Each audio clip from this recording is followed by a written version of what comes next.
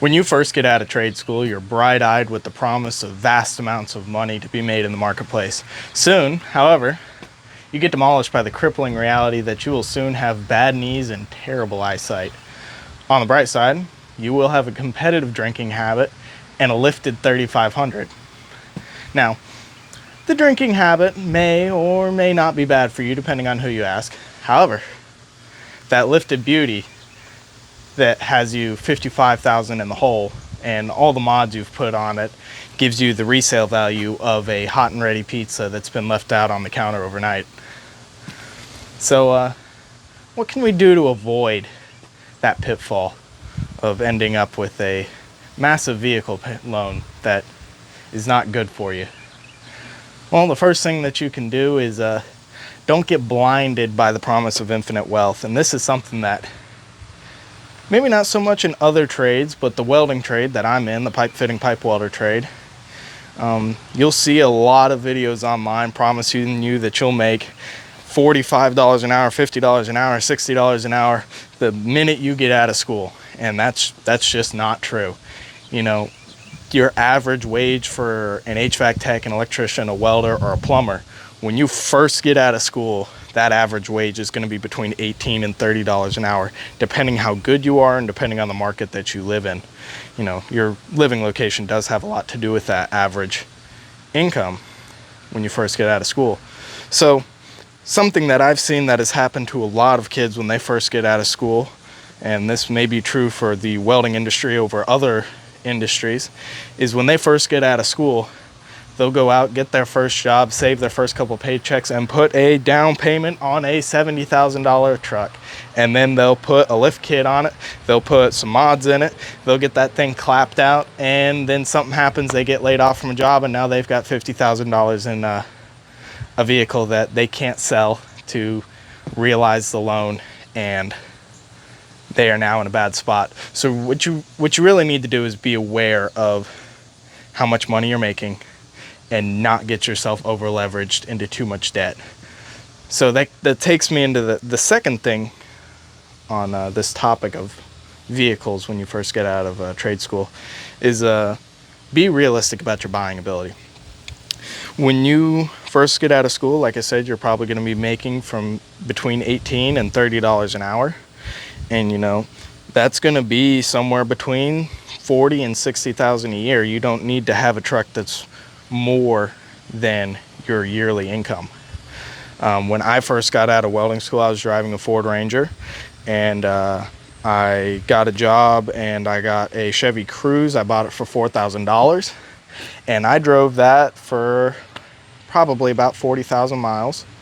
And then somebody decided that I didn't need to own that vehicle anymore, and they pulled out in front of me, and insurance bought me a new vehicle. Now, it wasn't a super nice vehicle. It was a $6,000 Hyundai Elantra, which is the vehicle that I currently drive. But I stayed within my means when it came to the income and the amount of vehicle that I was able to buy. Now, depending on the job you have, you might need a truck, you know, to carry a job box or tools or such like that to the job site. For me, all that's required of me is to show up to work with some basic hand tools and myself, so I can drive a car to the job site.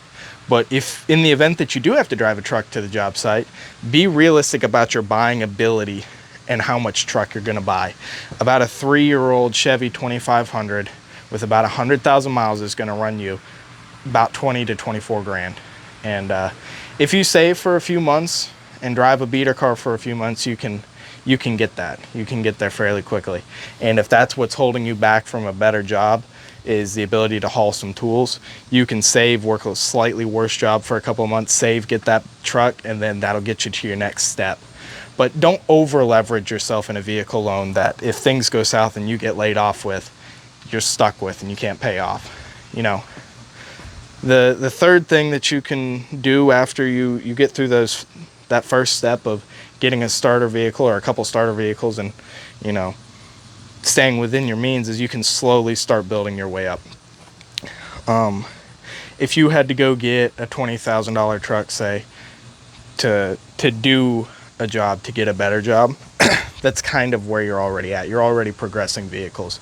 But say in my case, where I just need to bring myself and a few basic hand tools to work, $6,000 vehicle is going to keep me riding straight as rain for a long time. And you don't necessarily need more vehicle.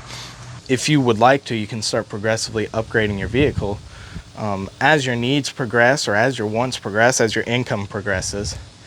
And you know, if your dream is not to be driving a $6,000, $7,000, $8,000 car for the rest of your life, you can start working towards that. Personally, I don't carry any vehicle debt. I don't like car debt. I like to be able to, if something goes bad and I crash, I can throw the keys at the car on the way out, walk away from the car, and not have to worry about it. That has been helpful to me. I was in a car accident earlier this year. I own the car. I left the keys at my house after I got back home, and I waited for the insurance to contact me.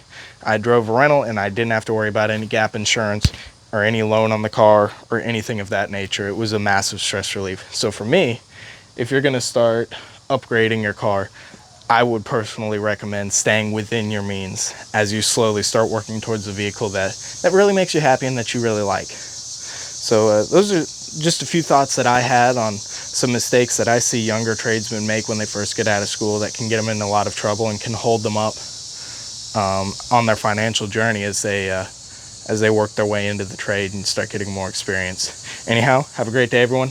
Like, subscribe if you enjoyed the video, and we'll see you all next time. Have a good one. Bye-bye.